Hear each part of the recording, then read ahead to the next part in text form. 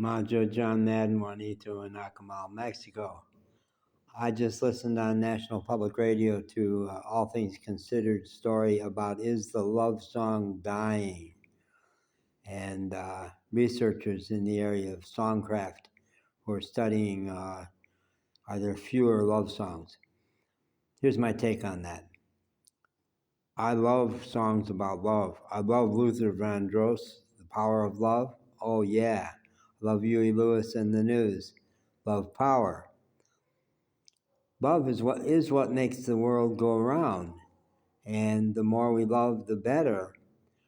My gripe is the extent to which love songs are in the pocket of Madison Avenue romance. You are my everything. Monogamous love. I think our society and lots of societies made a big wrong turn when they decided that the gold standard for love relationships needs to be monogamy. Lots of people are not cut out for monogamy. In the course of my long life, my best relationships have been ones where we knew from the start that this was not the one and only.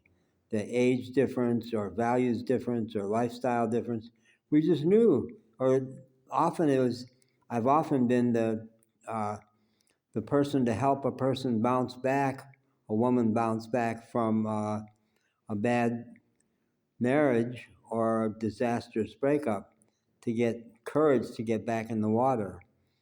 So if we knew in advance that we weren't going to try to turn this person into our one and only, what freedom it gave us, and it's made for wonderful relationships. My two most disastrous relationships were the ones, my marriage and then the big love of my adult life, where we tried to make it be the big one. That creates so many problems. The whole phenomenon, I love you, you're perfect, now change. If I want you to be my one and only love relationship,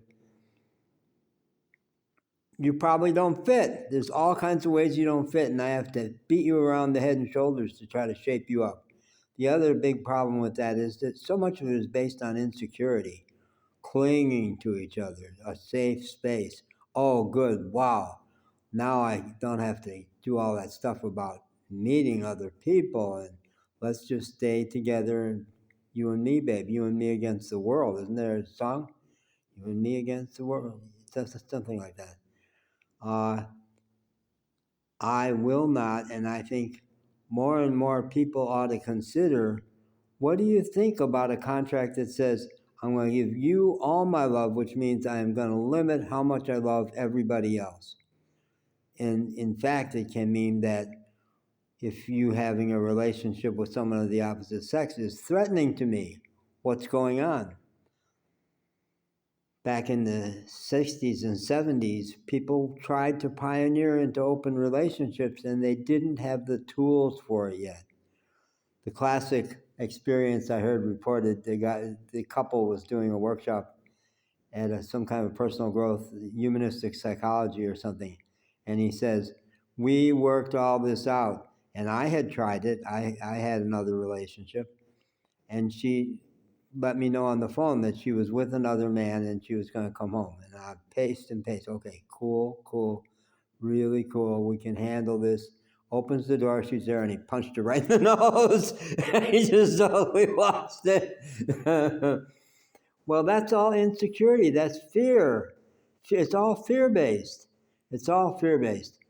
I want to find a link to be able to give you this link to this Bill Maher conversation where he had a panel of experts and they got a question about thruples or three-way relationships. And Dr. Phil was on the panel. He says, it doesn't work. The research shows it doesn't work. And Bill's response was really good. He says, this is the classic diversity thing. I taught diversity for years.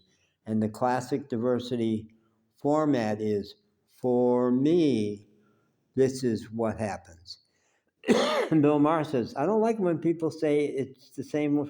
If you would say, for me,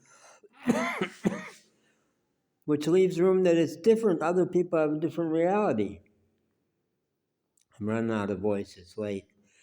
I'm just going to cough like crazy. That's enough for now. First installment. No, I've actually made a bunch of other videos. I'll try to find links to them.